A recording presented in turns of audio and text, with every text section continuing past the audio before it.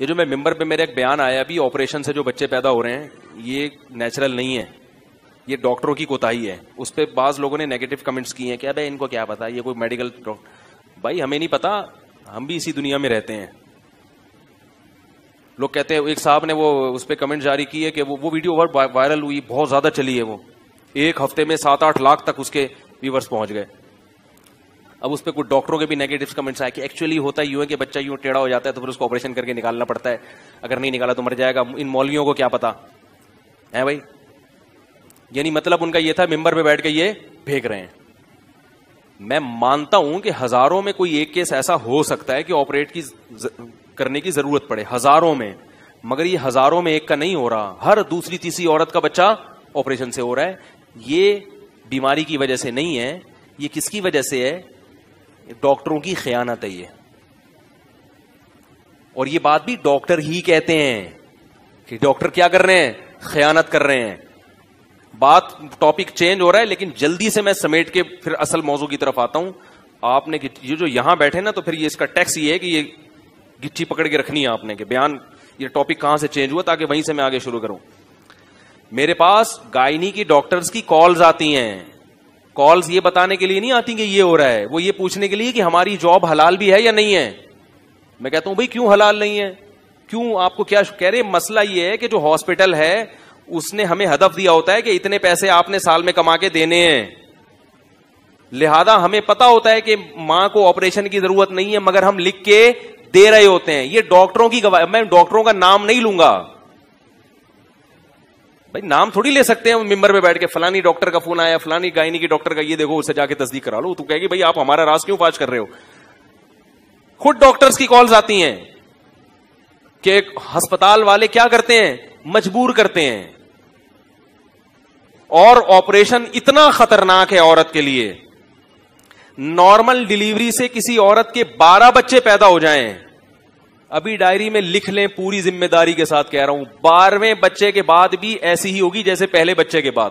Fitness میں کوئی خرابی نہیں آتی, بشرطے کہ اس کو خوراک بھی کھلائی جائے. صرف بچے ہی نہیں کہ پیدا کر رہے ہیں اور اس کو خوراک دے نہیں رہے. خوراک میں کیا ہے, دوائیں نہیں, کھجور, دودھ, سیب. بات آ رہی ہے سمجھ میں. کھجور کا اللہ نے خود قرآن میں ذکر کیا حاملہ عورت کے لیے. تو پریگنینسی میں خاتون کو کیا کھلانی ہے زیادہ, کھجوریں کھلاؤ, دودھ پلاؤ اور سیب کھلاؤ صبح نہار منہ. تو خوراک ٹائٹ ہونی چاہیے. سمجھ میں آ رہی ہے بات. باقی یہ نیچرل ہے.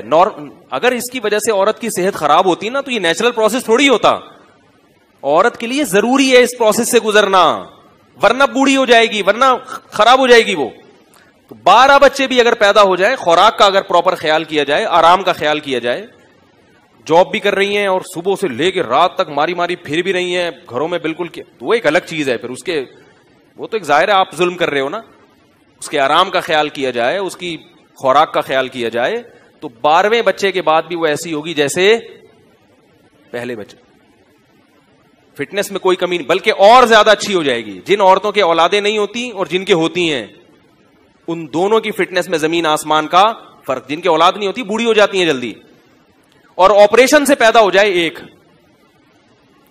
اب اس میں میں کیا گوگل کی رپورٹ پیش کروں, میں کہوں اپنے خاندان کی عورتوں کو جا کے دیکھ لو جن کے آپریشن سے ہوا ہے, معذرت کے ساتھ, لیکن ایسی چربی چڑھتی ہے جسم کے اوپر.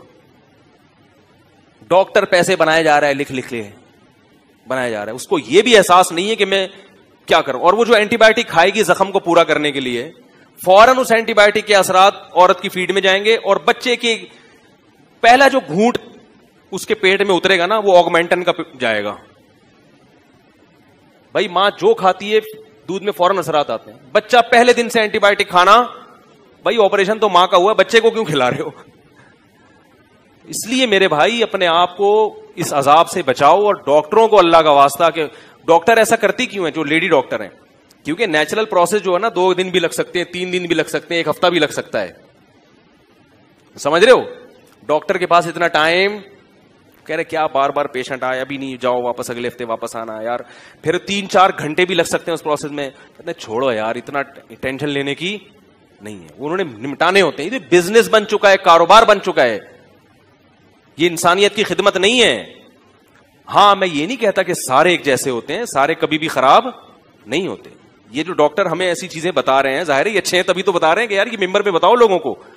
کل ایک ڈاکٹر ہے, بہت ماہر ڈاکٹر ہے, میں اس کا نام نہیں بتاؤں گا کیونکہ نام بتانے پر پابندی ہے, انہوں نے بہت ملکوں کی ڈگری ہے ان کے پاس. انہوں نے بھی یہ بات بتائی کہ بہت کچھ کیا ہو رہا ہے, غلط ہو رہا ہے میڈیکل سائنس کی فیلڈ میں, اور ڈاکٹر اپنے پیسے بنانے. ایک اور بات آپ کو بتاؤں, یہ جو ڈاکٹر بات بات پہ ٹیسٹ لکھ کے دیتے ہیں, لیبارٹری والوں سے ان کے کھانچے. میرے یہاں تھوڑا سا گردن میں درد رہتا ہے, میں کیونکہ جب میں نے 8-10 سال پڑھا ہے نا تو گردن ایسے کر کے پڑھا ہے میں نے. اس کا مجھے نقصان کیا ہوا کہ میرے یہاں کبھی کبھار پین شروع ہوتا ہے. تو میں کل ایک فزیو تھراپی کے ایک بہت بڑے ڈاکٹر ہیں ان کے پاس چلا گیا, تو انہوں نے مجھے بتایا, انہوں نے کہا کہ درجنوں ڈگری ہیں ان ڈاکٹر کے پاس, کیونکہ مولوی نہیں ہے وہ بلکہ مولویوں کے خلاف ہیں. وہ مجھے ہی بیٹھ کے مفتیوں کے خلاف تقریر کرنا شروع کر دی. اب میں چپ کر کے, کیونکہ میری گردن کا مسئلہ تھا, ہم سن رہے ہیں اپنے خلاف, کہہ رہے ہیں ابے مولوی 2 نمبر, ابے یہ مولوی. میں نے کہا زیادہ بولا تو ایسا نہ کڑک کر کے کچھ کر دیں, ابھی تو فی الحال جیسے بردی ہیں بھائی آپ صحیح ہو. ان کو میں نے کہہ دیا جمعے کے بیان میں آئے کسی دن, ٹھیک ہے. اب یہ پرائیویٹ ہسپتالوں نے MRI کی مشینیں منگوا لی. اب جن کے سروائیکل پین ہوتا ہے, اب ان مشین والوں کو پتا ہے کہ 50 لاکھ کی مشین ہے, تو جب تک اس پہ لوگ ٹیسٹ نہیں کروائیں گے یہ ہمارا خرچہ پورا نہیں ہوگا. تو ڈاکٹروں سے انہوں نے کھانچے کھولے ہوئے, ذرا سا آپ کے کمر میں پین ہے MRI کروا لو, ڈاکٹر لکھ کے دے گا, اور پھر اس سے کھانچا بھی کھولا ہوا ہے کہ اتنے پیسے میرے اتنے تمہارے. اور مجھے اس کی تصدیق ایسے بھی ہوتی ہے کہ میرے پاس پرسوں سعودیہ سے کال آئی, یا سعودیہ سے یا پاکستان سے, انہوں نے کہا کہ میری کیا ارننگ جائز ہے. میں نے کہا کیوں؟ کہہ رہے میں ایک مشین پہ بیٹھتا ہوں, ایکس رے مشین ہے, اور میں لوگوں کے ایکس رے کرتا ہوں, تو ڈاکٹروں کی طرف سے پرچیاں آتی ہیں کہ اتنا ہمارا ہے, اس میں اتنا کس کا ہے؟ ہمارا ہے. تو کیا میرے لیے ڈاکٹر کو یہ پیسے دینا جائز ہے؟ میں نے کہا آپ کے لیے جائز ہو یا نہ ہو, ڈاکٹر کے لیے لینا بہرحال حرام ہے. مریض اس کے پاس اس لیے نہیں آیا کہ آپ وہاں سے اپنے الگ سے کھانچے کھول کے رکھیں. تو یہ آپ کی میڈیکل سائنس کی فیلڈ میں ہو رہا ہے, جو کہ ہو رہا ہے. اس لیے اللہ کا واسطہ حتی الامکان اپنے آپ کو ڈاکٹروں سے بولو بھائی بچاؤ. تمام دوائیں بچوں کی پہنچ سے, تمام ڈاکٹر بچوں کی پہنچ سے دور رکھو. اور اگر ڈاکٹر کے پاس جانا ہے تو پہلے جیسے کسی مولوی کے پاس جانے سے پہلے اس کے درجنوں بیانات سنتے ہو, بہت اچھی طرح تحقیق کرتے ہو کہ 2 نمبر عالم تو نہیں ہے, اسی طرح تحقیق کرو کہ یہ 2 نمبر ڈاکٹر تو نہیں ہے. اور یہ بھی آپ کو بتا دوں, جو 2 نمبر ہوتا ہے اکثر اس کے پاس رش زیادہ ہوتا ہے. اکثر 100% ایسا نہیں ہے, اچھے لوگوں کے پاس بھی ہوتا ہے, لیکن اکثر 2 نمبروں کے پاس رش زیادہ ہوتا ہے. اچھے لوگ پبلک کو سمجھ, مثال کے طور پر آپ کو سروائیکل پین ہو رہا ہے, آپ گئے ڈاکٹر کے پاس, ڈاکٹر صاحب میں ایکس رے کروا لوں, نہیں کوئی ضرورت نہیں ہے بھائی, یوں یوں یوں کرو ٹھیک ہو جائے گا.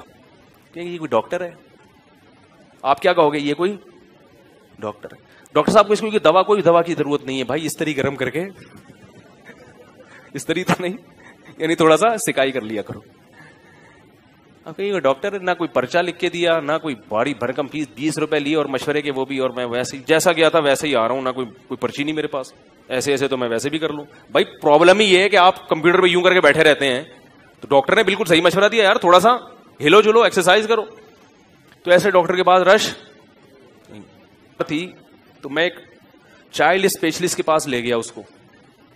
چائلڈ اسپیشلسٹ نے ایک کچھ تو دوائیں لکھ کے دی اور کچھ ٹیسٹ لکھ کے دے دیے. ہمارے ایک بڑے اچھے خاندانی ڈاکٹر ہیں, میں ان کے پاس گیا, وہ چائلڈ اسپیشلسٹ نہیں ہے. میں ان کے پاس گیا, میں نے کہا یہ ڈاکٹر صاحب نے یہ لکھ کے دیا یہ ٹیسٹ. انہوں نے کہا اس ٹیسٹ کی کوئی ضرورت نہیں ہے. میں نے کہا کیوں؟ انہوں نے کہا کہ اس ٹیسٹ کی وجہ سے اگر یہ بیماری نکل آئی نا کہ یہ بچے میں بیماری ہے, تو بھی یہی دوائیں ہیں جو ڈاکٹر نے لکھ کے دی ہیں, اور اگر یہ ٹریس یہ پتہ چلتا ہے بیماری نہیں ہے, پھر بھی دوا یہی کھلانی پڑے گی. میں نے کہا لو بھائی, خام کھا کے ٹیسٹ. اور وہ ڈاکٹر بھی ماشاءاللہ باشرہ تھے, داڑھی بھی تھی ان کی. کیا کریں آدمی, کہاں جائے یار, نہ داڑھی والے پر اعتماد کر سکتا ہے نہ ٹوپی والے پر. جو ٹوپی پہنی ہے وہی آپ کو پہنا دیتا ہے. وہ ٹوپی پہنی بھی اس لیے کہ بوقت ضرورت وہ ٹوپی کسی کو پہنا سکے. خیر اس لیے یہ اتنا زیادہ وہ نہ کریں, میں بات کر رہا ہوں تو کچھ اس کے پیچھے لاجک ہے. اب سوال پیدا ہوتا ہے, لوگ کہتے ہیں ڈاکٹر آپریشن تو کرتے ہیں, ہم کیا کریں. ظاہر ہے ڈاکٹر آپ کے جذبات سے, سب نہیں, بار بار بتا رہا ہوں, اچھے لوگ بھی ہیں, وہ ہسپتال والے جب کرتے ہیں تو کیا کریں.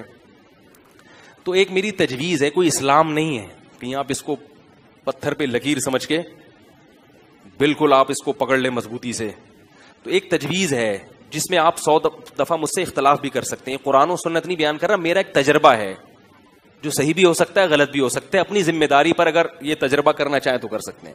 وہ یہ کہ کسی ہاسپٹل میں رجسٹریشن کروا دیں, صحیح ہے, تاکہ عین وقت پر اگر کوئی خدا نہ خواستہ کوئی مسئلہ ہو گیا, جیسے کہ اس کا امکان بہرحال ہوتا ہے, ہزاروں میں کوئی ایک چانس اس کا بھی ہوتا ہے کیس بگڑ جائے, تو اگر عین وقت پہ کیس بگڑا تو ڈاکٹر پھر ہسپتال والے لیتے نہیں ہیں.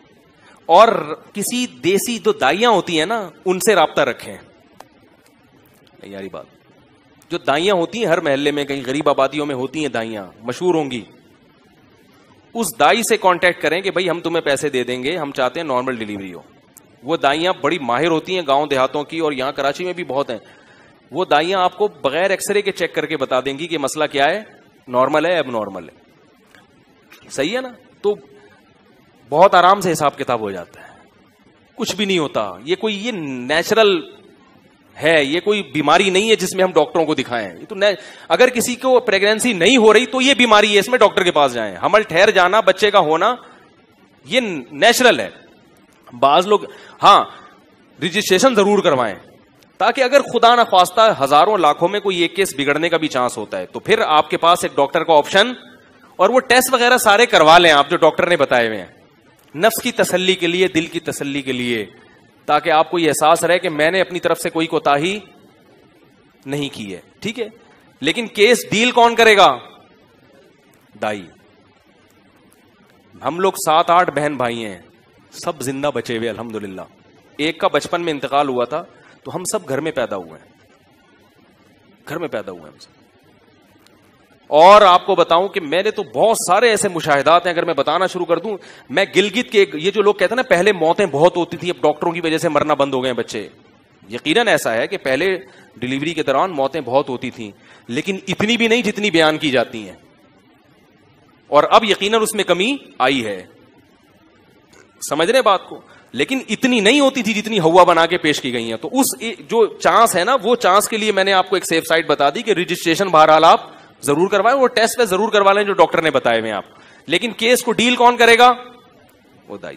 دائی اگر کہہ دے کہ بھائی یہ مسئلہ کیا ہے, تو پھر آپ کے پاس آپ یعنی جیسے اسٹینڈ بائی جنریٹر ہوتا ہے نا, ایسے اسٹینڈ بائی ایک ڈاکٹر ہونا چاہیے. لیکن انشاءاللہ اس کی نوبت آئے گی نہیں, کیونکہ یہ ہزاروں میں کوئی ایک کیس ہوتا ہے جو خراب ہوتا ہے, ہزاروں میں. میں گاؤں دیہاتوں میں بھی میں نے سروے کیا ہے, گاؤں ہے کئی ہزار کی آبادی پر مشتمل, وہ لوگ ڈاکٹر کو جانتے ہی نہیں ڈاکٹر ہوتا کیا ہے. میں نے ان سے پوچھا یہاں آپ کے ڈیلیوری کیسز کتنے ہیں؟ انہوں نے کہا بھائی وہاں تو بہت زیادہ ہے نا, وہ تو نسل روکنا جانتے ہی نہیں ہے. انہوں نے کہا ہماری زندگی میں ابھی تک کوئی ایک موت بھی واقع ایسا نہیں ہوا کہ ولادت کے دوران کوئی ماں مر گئی ہو یا بچہ مر گیا ہو, ایک بھی نہیں ہوا. پھر بھی میں کہتا ہوں پہلے ہوتے تھے, اب کم ہو گئے ہیں, لیکن اتنا نہیں جتنا ہوا بنا کے پیش کیا گیا ہے. تو اپنے بچوں کی بھی صحت کی پرواہ کرو, اپنی بیوی کی بھی صحت کی پرواہ کرو. آپ اس کو قصابوں کے پاس وہ بیٹھے ہوئے چھورے کانٹے لے کے, وہ بیٹھے ہوئے. ایک ڈاکٹر نے جو ہے نا کسی کو آپریشن کیا تو وہ کینچی اندر رہ گئی. پھر بلایا بھی آپریشن ہو گیا, ایکس رے میں کوئی عجیب سی چیز آ رہی ہے. دوبارہ کیا تو کینچی نکالی تو کوئی چاقو اندر رہ گیا. مذاق ہے یہ, حقیقت نہیں ہے. تو وہ اس نے کہا یار ڈاکٹر صاحب ایک زپ کیوں نہیں لگا دیتے آپ, زپ کیوں نہیں لگا. تو آج کل جن خواتین کو پریگنینسی ہو رہی ہے ان کے پہلے سے زب لگوا دیں. کیا لگوا دیں؟ زب لگوا دیں, کیونکہ ہر دفعہ کی ٹینشن ہے یہ. اگر میری باتوں پہ عمل نہیں کرتے تو پھر کیا لگوا دیں؟ زب لگوا دیں.